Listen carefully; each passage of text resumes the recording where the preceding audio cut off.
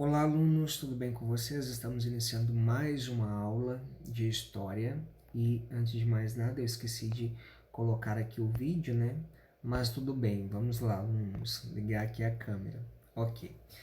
A atividade de hoje, alunos, tem como tema os reinos africanos.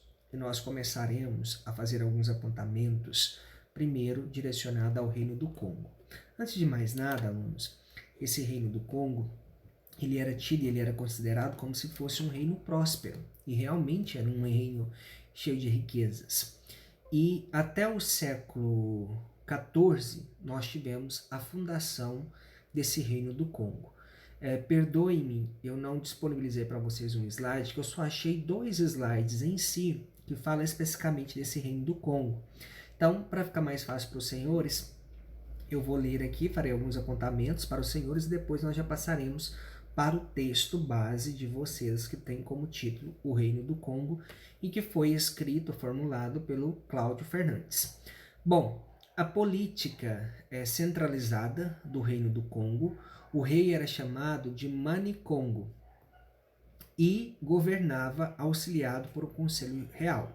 Ou seja, embora fosse um reino africano, e aí nós temos algumas críticas de alguns autores, esse reino africano do Congo era uma sociedade composta por povos que dominavam os povos do campo, ou seja, os povos da cidade dominavam os povos do campo.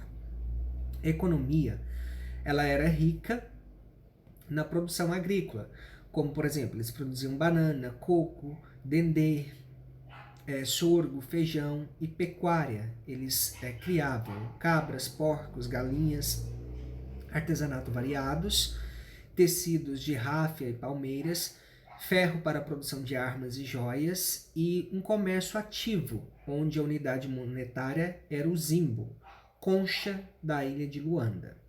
E a religião que esse reino do Congo possuía era católica, devido justamente ao contato com o reino de Portugal. Ou seja, mais uma vez, os portugueses chegaram e já impuseram a religião católica aos povos com os quais eles mantinham contato. O contato com os portugueses, com o reino, intensificou-se a escravidão, já conhecida e praticada, desde que com prisioneiros de guerra. Como assim?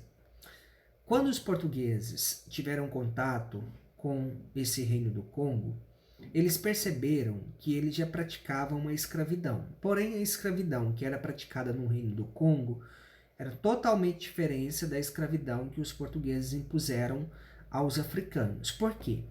Esses congoleses, eles escravizavam povos que eram tidos como se fossem prisioneiros de guerra, mas mesmo assim o indivíduo ele estava escravizado, mas ele era visto ainda como se fosse um indivíduo, como se fosse um ser humano, diferentemente do tipo de escravidão com a qual os portugueses subordinaram os africanos, que eles eram tratados como se fossem meros objetos e quebrou ou aquilo que acontecesse com eles, eles não tinham o mínimo peso de consciência, porque eles não eram vistos como se fossem seres humanos. Nós já conhecemos isso. O Brasil manteve a escravidão aqui até o ano de 1808. Ou seja, nós somos um país bem recente para que não falemos da escravidão, porque ela foi a base da estrutura da nossa nação. No entanto, alguns comerciantes se corromperam, fazendo da escravidão um negócio de grande lucro para os portugueses e congoleses. E nós sabemos que entra em cena o tráfico negreiro, que em decorrência disso nós tivemos milhares de africanos que foram escravizados e enviados sordidamente para as terras do Oceano Atlântico, principalmente para as terras que viriam a ser chamadas de Brasil futuramente. Uma expressiva parte dos escravos que trabalhavam na exploração aurífera no século XVIII, por exemplo, aqui nas terras brasileiras, principalmente em Minas Gerais, eram provenientes da região do Congo e de Angola. Então, só para ficar mais claro para os senhores. Bom, agora, alunos, nós passaremos justamente para esse texto. Eu vou ler com vocês, na medida que eu for lendo, nós vamos tendo uma eu vou fazendo alguns apontamentos, algumas explicações, para ficar mais claro para os senhores, ok? Vamos lá. Um dos temas mais importantes da história da África é, sem sombra de dúvida alguma, o Reino do Congo. Esse reino, assim como o reino de Benin e de Mali, está entre os mais importantes e mais poderosos que se formaram no continente africano. Seu desenvolvimento ocorreu na costa oeste da África, ao longo do curso do rio Zaire.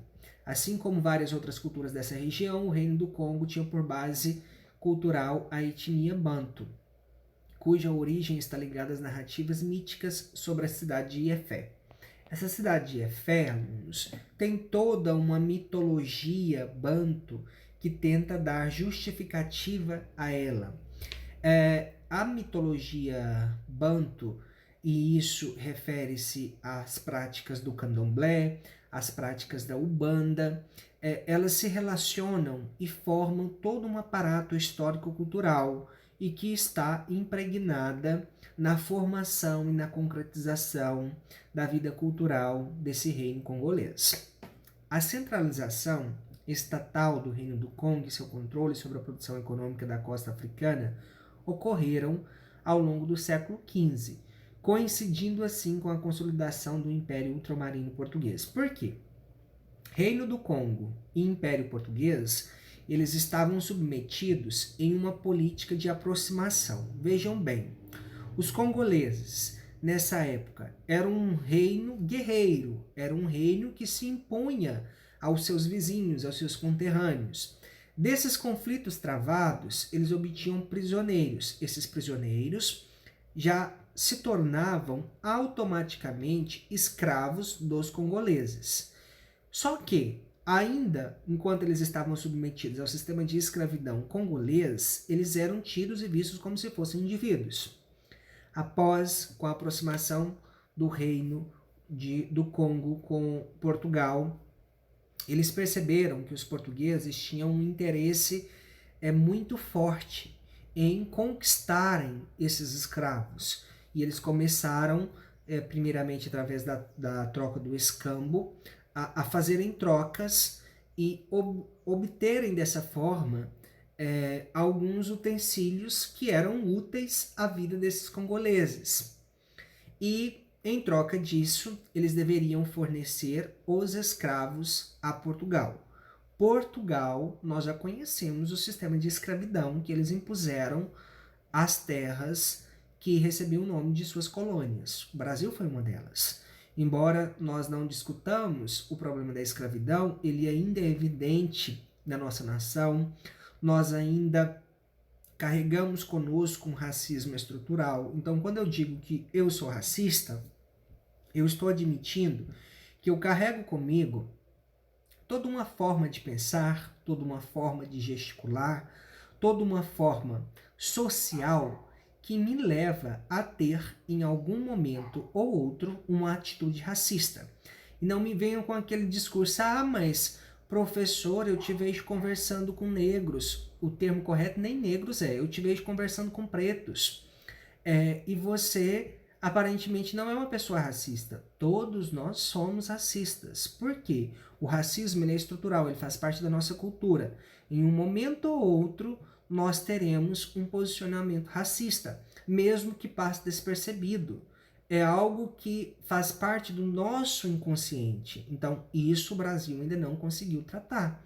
Nós ainda carregamos essas dores, nós ainda carregamos esses pesares na nossa formação cultural. E daí o motivo pelo qual nós temos a política de cotas, que é uma política que veio tentar trazer equilíbrio a essa disparidade entre brancos e pretos no nosso território, ok? Assinalar essa comparação é importante, haja vista que foi com os congoleses, além de outros povos, que os portugueses travaram contato comercial na África, durante quase toda a modernidade. O tráfico de escravos, inclusive, foi movimentado por meio das articulações feitas entre esses dois impérios. Quais impérios? O Império Congolês e o Império Português. Apesar da existência dessas subdivisões na configuração política do Congo, o rei, conhecido como Manicongo, como eu já havia mencionado para vocês anteriormente, tinha o direito de receber tributo proveniente de cada uma das províncias dominadas. A principal cidade do reino era Mizamba, onde aconteciam as mais importantes decisões políticas de todo o reinado. Foi nesse mesmo local onde os portugueses entraram em contato com a diversificada civilização africana. Porque, repito, falar de África, alunos, e generalizar é um erro imensurável da parte de qualquer indivíduo que não tenha o mínimo conhecimento sobre um continente tão vasto como é o continente da África. A África, para começo de conversa, é um continente, possui diversas culturas, possui diversas etnias, possui diversas línguas e geralmente as pessoas falam África generalizando. Nós não estamos nos referindo ao mesmo povo, nós não estamos nos referindo ao mesmo idioma, nós não estamos nos referindo à mesma cultura.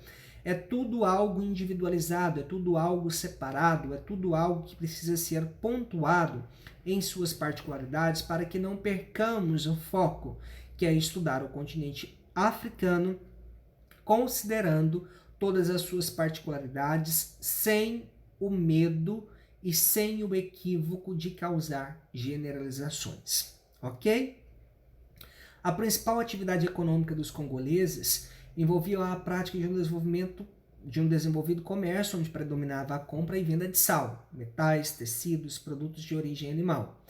A prática comercial poderia ser feita através do escambo, trocas, com a adoção do nzimbo, uma espécie de conja somente encontrada na região de Luanda. Então, essa era a moeda de troca que os congoleses utilizavam.